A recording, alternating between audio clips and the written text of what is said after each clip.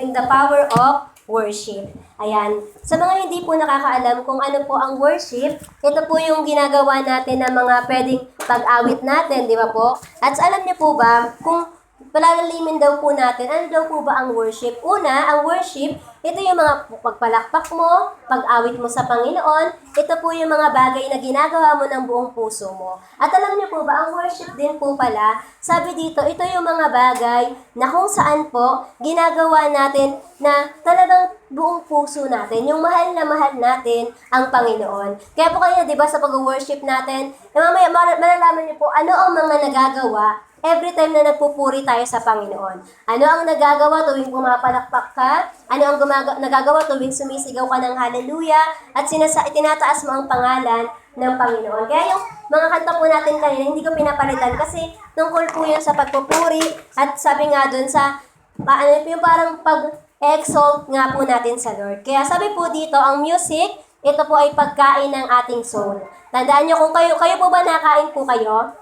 Opo, di ba? Kasi kung hindi, patay na po tayo. Ganon din po sa spiritual natin. Alam niyo po, pag di ka kumakanta ng worship song, hindi mo kinakantahan si Jesus, patay ang spiritual mong pamumuhay. Kaya ngayon, kung gusto mong mabuhay, kumanta ng worship song. Naiintindihan? Hindi yung kumanta ng, di ko kaya, o kaya kumanta ng mga, kung liligaya ka, di ba? Sorry, panahon pa po nila yun. Di ba? O kaya ano pa panahon nyo yung kinakanta nyo ngayon, di ba? Yung mga kantang wala naman ng kwenta, di ba? Alam niyo po, kapag kinakanta natin yun, para daw po tayong patay. Pero kapag kinakanta natin yung patungkol kay Jesus sa Panginoon, buhay na buhay ang ating spiritual. Kaya nga po sabi ng Jeremiah 32:39, and I will give them one heart and one purpose. Ano daw po ibigay sa atin ni Lord? Isang puso at isang purpose, isang plano niya sa buhay natin. To worship me forever for their own good and for the good of all their descendants. Alam niyo po, sabi po, tayo ay nabuhay para mapurihan ang Diyos. Naiintindihan? Alam mo bakit ka nabuhay ngayon? Akala mo nabuhay ka lang para sa magulang mo ba? Para ba sa mag-aral ka para yumaman o pamilya? Hindi po. Nabuhay ka para papurihan ng Panginoon. Sabi po dito, ang pinaka-highest calling mo, ang purpose mo, ay i-worship ang Panginoon. Naiintindihan? Kaya kapag di mo pa na-worship si Lord, hindi mo pa pala nagagawa ang purpose mo sa Panginoon. Kaya nga po meron ka na, di ba? Sabi niya, the reason I live is to worship you, only you. Di ba ganun po yung kanta? Tapos yung mga kanta, ako'y magpupuri sa Panginoon. At yung sasabi pang, I love to worship you, my Lord. At saka yung I love to be in your presence, with your people singing praises. Kaya ibig sabihin po, dapat yung mga kantang yan, inaawit natin. Tsaka yung pupurihin ka sa awit, itataas ang aking tinig. Ayan, yung mga yan, ayan po ang halimbawa ng mga pag-awit sa Panginoon. Kaya sabi dyan, di ba, sa number 1, sisimulan na po natin kasi meron po akong siyam. Mabilis lang po ito, huwag kayong mag-alala. Ang kailangan ko lang po ay inyong mga pandinig. Okay? Number 1, sabi dyan, worship brings the presence of God.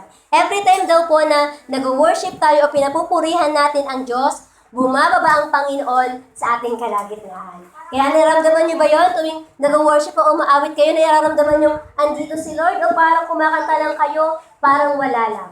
O yan ha, mapapaisip na po kayo ha. Kaya sabi po dito, suddenly, there was a sound from heaven like the roaring of a mighty windstorm, and it filled the house where they were sitting. Alam niyo po sa Bible, meron din pong eksena na kung saan bumaba ang banal na spirito, bumaba ang Diyos. Kasi ito po New Testament na to. Kaya ibig sabihin, kapag bumaba ang Holy Spirit, Panginoon po yun, di ba? Kaya sa ito yung picture po dyan, nasabi dyan, di ba, ito pong sila po ay mga apostol.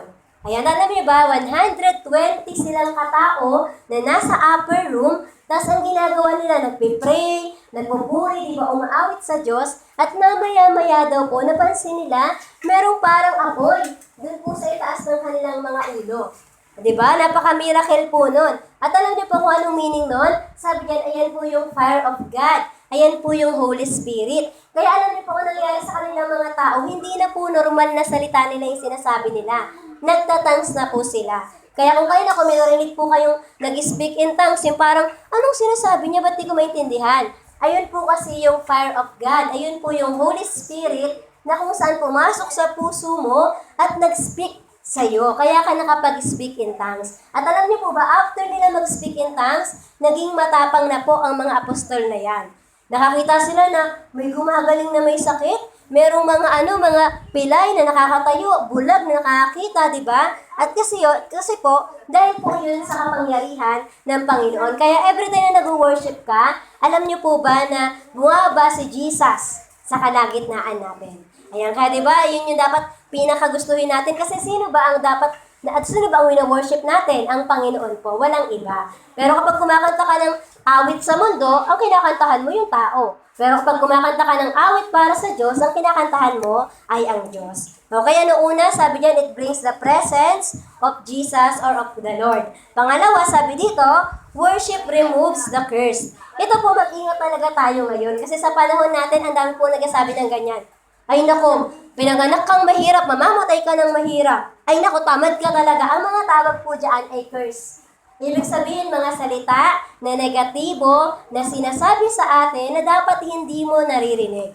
Naintindihan? Kaya nga po ano po tinuturo namin sa mga nanay? O ikaw nanay, tatay, huwag mong sabihin yung anak mong tamad. Huwag mong sabihin, ganto-ganto ka talaga, ganyan ka talaga kasi nagmamanifest po sa kanila. Iniisip ng bata, ay, tamad ako, ay, wala akong alam, ay, ganto pala ako. Kaya yung curse, di ba? Every time doon nag-worship ka, lahat ng negatibong sinasabi sa'yo, nawawala. Kahit po alam niyo, nakapunta na po kayo ng banda sa may San Pedro, Pasita. Meron po doon dati, nung sumakay ako doon, meron pong parang nanghihingi po ng pera. Sa buong jeep po, di ba, pinababa siya. Alam niyo po ginawa niya, binato niya yung gamit niya, tapos nagsalita siya ng kakaibang salita, hindi na maintindihan. Tapos naisip ko na kung curse yung sinabi ng matandang yun, talagang nag-rebuke ako sa in Jesus' name, ano man ang sinabi ng mga sinasabi ng matandang yun, hindi yun tatalab sa akin. Diba? Kasi baka mamaya, nagsasabi pala siya ng curse na maghihirap ka forever, o kaya magkakasakit ka ng ganito. Kaya alam niyo po, sa paligid natin, maraming ganyan. Kaya ang gagawin mo po talaga, mag-worship ka sa Panginoon, nang sa gayon, protected po tayo. Ibig sabihin na iingatan ka po. Okay? At sunod po, sabi po kasi dyan, sa Revelation 22:3, no longer will there be a curse upon anything. Tandaan niyo kapag nandiyan si Jesus, wala nang curse. Kapag nasa atin ng Panginoon, lahat ng mga kahirapan na sinabi sa'yo, kung meron po sa inyo yung tinatawag na generational na sakit, may ganun po ba kayo narinig na, ikinamatay po kasi ng nanay ko itong TB, kaya ito rin kinamatay ng kapatid ko, at baka ganun din po yung akin. Yung mga ganun, dapat po inaalis natin yun kasi generational curse po ang tawag doon. Hindi mo dapat yun i-claim na dahil may sakit si nanay na ganito, baka maging sakit ko rin yan pagtanda ko. Tandaan niyo po, kung nandyan si Jesus, hindi na po. No longer, sabi diyan, will be a curse. Nasunod po, sabi po sa pangatlo, ang pangatlo naman po ay worship brings forgiveness. Sino dito pinatawad? Amen. Diba lahat? Kung hindi niyo po alam na pinatawad kayo, ngayon sasabihin ko sa inyo, pinatawad kayo ng Panginoon. Kaya, ang gagawin natin, kung ikaw ay pinatawad, anong gagawin mo? Magti-thank you ka kay Lord. Sabihin nga po natin, thank you, Lord. Thank you, Lord. Kung iniisipin mo, bakit naman ako pinatawad?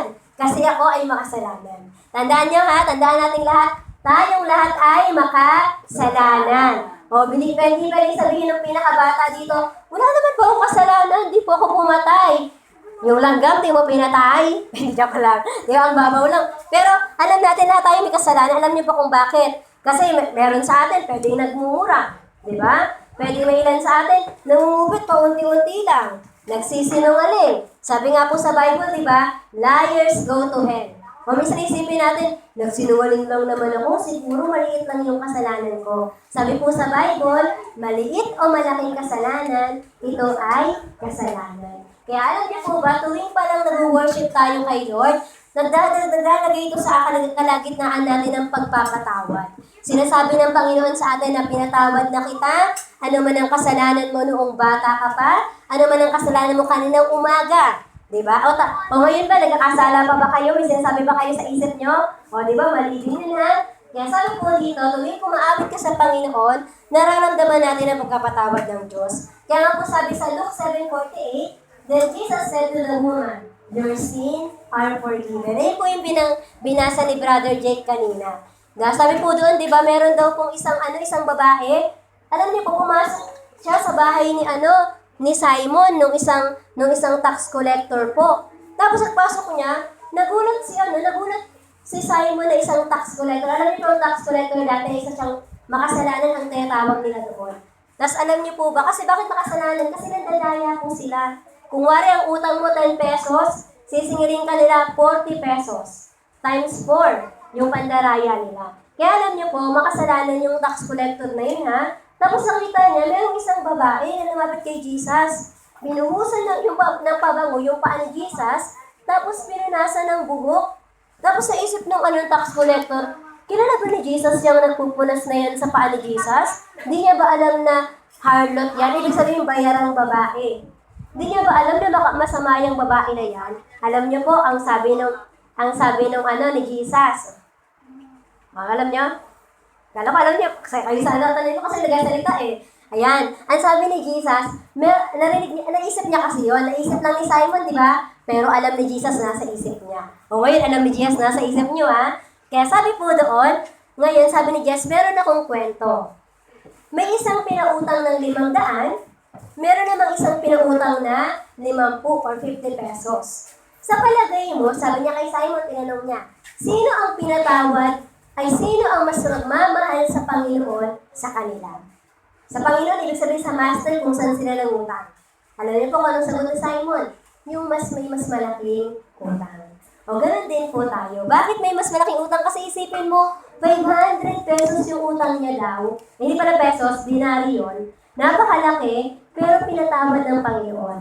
Ganun din po tayo. Na every time na maiisip mo na ikaw ay makasalanan, mas mamahalin mo si Lord. Alam mo bakit di mo minamahal ang Diyos ngayon? Kasi iniisip mo perfect ka. Iniisip mo, mabuti naman ako, punta akong langit. Kaya di na siguro ko magsisimba, di na siguro ko babasa ang Bible, di ko nakikilalanin ang Diyos. Pero ang totoo, sino ang mas magmamahal sa Diyos? Sila pong mas nakakilala sa Panginoon. Alam niyo kung magti-testimony lang naman po ako dito, di ba? Hindi naman po ako isang kabataan na bulakbol, hindi ako kabataang nagmumura kasi talagang dinisiplina kami ng magulang namin ng maayos. Kung totoo, siniisipin ko po na, ay ako na ang pinakamabait na bata noong panahon namin. Di ba? Pero alam niyo po, nakilala ko si Jesus, naisip ko pa rin, ako pa rin pala ang pinakamasamang bata. Alam niyo bakit? Hindi dahil nangungopya ako. Hindi dahil nagkakating ako. Hindi dahil nagmumura ako. Hindi dahil pasaway ako sa magulang ko. Alam niyo kung bakit? Kasi hindi ko pala minamahal ang Diyos sa buhay ko. Kaya alam niyo, sabi po dito, every time po pala na nag-worship tayo sa Panginoon, napapatawad tayo. At malalaman mo lalo na mahal pala ako ni Lord. Siya pala yung nagbigay ng buhay para sa akin. Ganyan po. At sunod po, sunod na worship, ano sabi diyan? Number 4, worship brings healing. Ayan, may sakit po ba tayo ngayon? Yung worship brings healing. Every time po na nagpupuri tayo sa Panginoon, di mo pa nararamdaman yung kagalingan. Di ba? Sakit ng ulo ko, pero kanta pa rin ako ng kanta kay Lord. Nasakit talaga ng ngipin ko, pero kanta pa rin ako ng kanta kay Lord. Hindi mo man naramdaman agad yung healing. Alam niyo po ba, magte-take place yung healing every time na naniniwala tayo sa Kanya. Alam niyo po, noong unang panahon, nung merong mga tent meeting, may tent meeting po, hindi po, wala po talagang bahay o church yung mga tao ng panahon ngayon noon, naka-tent lang talaga sila. At alam niyo po, lahat ng mga may sakit, yung mga pilay, mga bulag, lahat po ng mga may uri ng sakit noon, dahil po nag-worship sila, kumakanta lang sila na, this is the day, this is the day. Kaya huwag niyong maliitin yung kantang yun sa mga tinuturo namin sa mga bata, di ba? Kasi alam niyo, every time po pala na kinakanta mo yun para sa Panginoon, umaawit ka para sa Diyos, nagbababa ang Diyos ng healing. Hindi mo alam, inaayos pala ni Lord puso mo habang kumakanta ka. Hindi mo alam, may kagalit ka, biglang napatawad mo agad kasi kumakanta ka para sa Panginoon. Ganon ang nagagawa tuwing nag-worship ka. Kaya alam mo, pag hirap kang magpatawad, pag galit ka palagi, that means hindi ka pa kasi nag-worship kay Lord. I-try mo mag-worship para yung lagi mong bugnutin na naisip, apa naman yaan, yung laging nakasimangot, di ba? Biglang mag-i-smell na yan kasi may isip mo, pinapupurihan ko yung Diyos at saka nagigib yun ng healing at saka ng blessing sa buhay ko. Kaya sabi niya dyan, is there no medicine in Gilead? Is there no physician there? Why is there no healing from the wounds of my people? Ibig sabihin po kasi ng Gilead ay worship. Wala ba nag-worship sa lugar na yan? Kaya lagi may sakit. Sa tahanan, di ba, wala bang nag-worship dyan sa Diyos? Kaya laging may ganito, may ganyan. That means, simulan mo na mag-worship sa Panginoon para gumaling ka na. Naiintindihan? Amen po ba? Amen. Number 5. Sabi po dito, worship brings freedom. O sino ito nakakulong? Siyempre, sasabihin nyo, hindi, kasi andito kayong lahat. Pero isa lang po ang masasabi ko. Alam niyo po ba, meron tayong mga bandage. Hindi nyo alam. Ako alam ko. Ay, joke lang. Ngayon, tuturo ko po sa inyo. Bakit ko nalaman? Kasi ang mga bandage, ito po yung mga kasalanan. Baka ikaw, bandage ka ng kaka-cellphone mo. Ayan, di ba yung cellphone? Hindi na, minsan natatamaan tayo. Naku, hawak ko pa naman cellphone ko ngayon. Di ba? At alam niyo po ba, hindi mo alam mo bakit masabing bandage? Kapag ikaw, di mo yan mabitawan. Talaga naman, bawat yung kamay mo, ganito na lang ganito, oh. Click ng click, kung ano-anong pinipin touch na touch. That means, wala kang kalayaan. O, di ba? Kaya ibig sabihin, ngayon, mag-worship tayo kay Lord kasi baka meron po tayong nakakulong tayo sa kung sa anong bagay. Malay mo, meron kang favorite na laro. Tapos di mo mapigilang laruin yun. O kaya meron kang favorite na panoorin sa TV. Na piling mo mamamatay ka kapag di mo yun napanood. Pero di naman po talaga. Naintindihan na yun po ang mga bandage. Kaya ngayon, tandaan niyo po, kapag daw po nag-worship tayo kay Lord, bibigyan niya tayo ng freedom. Na yung mga gamit lang yun. Tandaan niyo kaya nga sila material or gamit, di ba? Kasi gagamitin mo lang sila. Hindi ka nila gagamitin. Meron din pong bandage sa pera, di ba? Kaya nga po ngayon, di ba, ang daming issue na kung saan milyon-milyon yung ninakaw. Kasi tawag po ng bandage po yun. Na di matiis mangurap, di matiis kumuha, di naman sa kanya. Bandage po ang mga tawag sa mga ganong bagay. Kaya tandaan natin, sabi dyan, around midnight, ito po, merong example dito na mula sa pagka-bandage, sabi dyan, nakalaya. Ayun po yung si Paul and Silas. Alam niyo po, nakulong itong mga to, hindi dahil nagnakaw sila ha. Nakulong sila kasi nag-share sila ng Word of God. At ngayon, nag-share na sila, hindi nasa kulungan na sila. Ang ginagawa nila, kumakanta po sila. Kumakanta sila, how great is our God. Diba kumakanta sila noon? Pero wala po sinabi sa Bible, baka basta, sinungaling si Pastor, wala naman ako lumilog. How great is our God doon. Hindi po, naisip ko lang po yan, yung kantang yon. Pero sa ang pinaka-sure, sabi sa Bible, kumanta sila. At alam niyo po ba nung kumanta sila yung manig, ang buong paligid. Lahat ng mga nakadipadlak, mga nakasusi, di ba, na mga kulungan, nagbukas lahat. Kaya alam niyo ang nangyari, sabi diyan, ayun po ang patunay na every time na nag-worship ka, lahat ng mga nakakandado sa iyo, di ba, lahat ng mga nakakulong dyan sa iyo na hindi ka makalaya-laya, tuwing nag-worship ka sa Panginoon, makakalaya ka. Kaya alam niyo yung mga preso doon, nakalaya sila, merong Jesus. There is hope, di ba? May kapangyarihan sa pangalan ni Jesus. Amen po ba? At number 6, worship brings the blessings of God. O, gusto niyo yan? Amen. Mag-amen nga, may gusto nito? Amen. Di ba gusto natin yan, blessing? Ay, bagong cellphone, gusto ko yan. Ay, maraming pagkain sa hapagkainan, gusto ko yan. Ay, maraming baon, gusto ko yan. Lahat po tayo gusto natin na blessing. Di ba? Pero ano po ang una mong gagawin para magka-blessing? Purihin mo ang Panginoon. Di ba? Sabi po sa amin, habang wala pa yung pinagpipray mo, magpasalamat ka na kay Lord. Lord, thank you po sa aircon namin. Lord, thank you po sa bago kong kotse. Kala may lumang kotse, no? Lord, thank you po sa bagong cellphone. Lord, thank you po sa ganyan. At habang sinasabi mo yon, umaawit ka sa Panginoon. Ganun daw po ang nagagawa ng pagpupuri natin sa Diyos. Kaya kanina yung mga nagpuri, di ba? Kung totoo kang nagpuri sa puso mo, i-claim mo na meron pagpapalang ibibigay ang Panginoon sa iyo. Kasi sabi nga, when praises arise, blessing comes down. Di ba? Or blessing come down. Na ibig sabihin, bumababa ang mga pagpapala ng Diyos sa atin. At sabi doon, hindi lang yung basta pagpapala. Ito ay lubos-lubos na pagpapala po sa ating lahat. Kaya sabi niya, no? And I will give them one heart and one purpose. To worship mo forever, worship me forever, ha? Pero sabi niya, for their own good, and for the good of all their descendants. Ano po yung and the good of all their descendants? Sabi diyan, lahat din kapag nagpupuri ka, pinagpapala ka ng Panginoon. Kaya sunod naman po, sabi po dito, Worship brings the voice of the Holy Spirit. Ayan, sa atin, ang narinig nating boses, pwedeng ang classmate mo, ang teacher mo, ang nanay at tatay mo, o kaya naman, kakapanood mo ng reel sa Facebook, di ba? O sa YouTube, o sa TikTok, di ba? Sabi dyan, minsan yung mga boses natin naririnig. Kaya ang laman ng bibig natin, kung ano yung sinabi na ng mundo.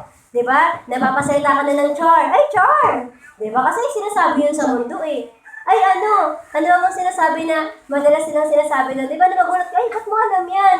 Eh kasi, ayun na yung narinig mong boses. Di ba po? Kaya sabi po dito, alam niyo po ba na kapag nag-worship ka, narinig mo ang boses ni Lord. Hindi mo na narinig yung boses ng napanood mo kagabi, hindi mo na narinig yung boses ng kung sino man. At sabi nga po, tuwing nag-worship ka, malalaman mo ang kalooban ng Panginoon. Na alam niyo po, kasi sabi dito, one day, as these men were worshiping the Lord and fasting, the Holy Spirit said, appoint Barnabas and Paul for the special work to which I have called them. Na habang daw po nag-worship sila, maya-maya may narinig silang tinig. Sabi, ilagay niyo tong si Paul at saka si Barnabas. Kasi meron silang mission na gagawin sa akin. Ganon din po tayo. Na kapag nag-worship ka kay Lord, kapag di mo alam ang decision mo, anong gagawin ko, Lord, anong course ko pong kukunin? Lord, saan po ba ako mag-aaral? Mag-worship ka kay Lord. Mamaya marinig mo yung tinig ni Lord, ay, ito yung gagawin ko. Minsan, hindi man po direct na sasabihin yung place, pero meron ipapakita ang Panginoon sa iyo na parang talagang ito ang kalooban niya at ayun dapat ang gawin mo. At alam niyo po ba kapag nagsalita ang Holy Spirit sa atin, umaayos po, inaayos niya ang buhay natin. Kaya alam niyo po, directly, you will receive the direction of the Lord as we worship the Lord or as you worship the Lord. Number 8 naman po, sabi diyan, worship brings us face-to-face with God. Alam niyo po bakit po tayo nagsisimba? Kasi gusto po nating makasama ang Panginoon. Tama? Sa mga bahay natin, syempre, pwede naman talaga nating makasama si Lord. Pero iba rin po ang congregation o yung sama-sama po tayong nagpupuri sa Panginoon. Na alam niyo po, sabi dito, yung kanina, it brings the presence of God. Baba ang Diyos. Pero dito, face-to-face, makita mo ang Diyos. Kaya alam niyo po ba si Moses, sabi ni Moses, naka-face-to-face niya ang Diyos, kaya nga po yung yung mukha niya, nagliliwanag na. Gusto niya rin po ba yung gano'n? Hindi na kailangan mag-kojic, hindi niyo kailangan ng mga skincare, di ba, para mag-glow. Yung glory ng Panginoon, magliliwanag din sa'yo every time na nag-worship ka kay Lord. Kaya di ba pag sa'yo, parang gumaganda ka, ay pagpupuri ko lang po yan kay Lord. Di ba kapag nagpupuri, sabi kasi ng Bible yung praises daw, yung worship, di ba, yung pagpupuri, ang gandang tingnan sa mga anak niya. Kaya di ba pag ikaw mukhang nagdidilim, mukhang nagiging dark na sister ganito Ibig sabihin po lang nasa worship, di ba? Kasi nagliliwanag ang Diyos, di ba? At sabi nga po, ibig sabihin, makikita mo si Lord face to face, talagang ma-encourage ka ulit. Di ba po? Talagang naisip mo ang lungkot ng buhay, pero pag nag-worship ka, sumasaya ka ulit. Di ba? Kasi yung mukha pa lang po ni Jesus, encouragement na po yun sa ating lahat. Kaya nga sabi sa Bible, di ba, His servants will worship Him and they will see Him face to face. Di ba na kapag nag-worship tayo, nakikita natin si Lord face to face. We will see His face and His glory, His love and His power. At number 9, sabi dyan, worship is intercession, bringing other people to Jesus. Alam niyo, tuwing nagpupuri po pala tayo kay Lord, para din daw po tayo nag-intercede. Ibig sabihin po na nag-intercede, pinagpipray natin yung mga kamag-anak natin. Minsan po, di ba, nag-worship ka lang, tapos ang gulat ka, ay, umuo. Ay, lobat na daw siya. Ayan. Umuo po yung natin, yung nanay, tatay, o kaya mga kapatid, di ba? Pero naisip mo, nagpuri na naman kami kagabi ng prayer meeting. Tapos sasabihin mo sa Sunday, simba ka, sumama agad. Kasi ganun po ang nagagawa every time na nag-worship tayo sa Panginoon. Kaya nga po tandaan natin, di ba? Sabi po dito, in heaven, we will worship forever. Kaya po dito, magugulat kayo, bakit ang dami na worship dun sa church nila? Bakit naman kanta sila ng kanta dun? Palakpak, tapos biglang tatahimik, tapos pipikit, tataas kamay. Di ba? Kasi alam niyo po ba, sa langit, gagawin din po natin to sa Diyos. Diba? Aawitan natin ang Panginoon at napupurihan natin siya. At sabi nga po dito, heaven, we will worship forever. But we will never again have the opportunity to do it through pain. Alam niyo po, kung nakakaranas ka ngayon ng yung pagod, hirap, parang alam mong may lungkot, di ba po? Alam niyo, dapat gawin niyo, magalak ka ngayon. Alam mo kung bakit? Kasi dito mo lang yan mararanasan, pero pagdating mo ng langit, di mo na mararanasan yan. Di ba maiisip mo na, sana pala nung panahong nahihirapan ako, hindi ako lumayo sa Diyos. Kasi may mga tao po, di ba, kapag nahihirapan, lalayo sila sa Diyos. Paano mo sasabing masaya palang maglingkod? Kung sa hirap, hindi ka naman napapagaling sa Panginoon. Naiintindihan? Dito lang po yung pain na, sa langit, wala nang pain. No more crying there, no more dying there. Di ba? At sabi po sa next slide, sabi po dyan, worshiping in sickness, pain, and confusion is an offering that we can only give Him now. Nasabi dito, ito lang yung kaya natin i-offer. Alam niyo, wala naman po kayong perfect na may offer sa Diyos eh. Kahit po ako, hindi ko naman talaga masasabi na, ay, yung pagpupuri ko sa Panginoon, the best to. Ito na pagpupuri ko kay Lord, talagang maayos to. Kasi may mga times po talaga na ganyan, in sickness, kahit may sakit, kahit may ubusipon, kanta pa din. Diba? Kahit kahit in pain, kahit iyak na nag-iyak, diba kanta pa din, awit pa rin sa Panginoon, simba pa din, kasi ganun po ang para sa Panginoon. Naiintindihan natin? At sunod po, sabi sa last po dyan, let us never waste a moment. Wag po natin, yung sinasabi ng, yung parang talagang sayangin yung oras, sayangin ang panahon, sabi dyan, to worship Jesus. Alam niyo ko yung pagkakataon kong umawit ka na. Kasi darating yung time, pag tumanda ka, pwede mong isipin na, sana pala nung bata pala ako, kumanta na ako. Diba? Sana pala yung boses ko, ginamit ko para sa Panginoon. Diba po? Yung mga panahon malakas ka pa. Diba? Kasi meron mga tatanda, di na makalakad, diba? Tapos nung pinakilala mo na si Jesus, naisip nila sana pala nakilala ko si Jesus dati pa. Diba? Kaya nung bata ka pa lang, kabataan, diba? Kahit na tayong mga adult na malakas pa, nakakalakad, nakakatayo pa, purihan na po natin si Lord. Kung nakakasigaw ka nga, diba? Para sigawan yung kaibigan mo, bumirat sa kantahan, pag may video ako po dyan, narinig ako, bumirat talaga eh. Kala mo, umiiyak na si ate, diba? Pero diba, kung nagagawa yung ganong kanta, ba't ba yung para kay Lord? Gawin din po natin.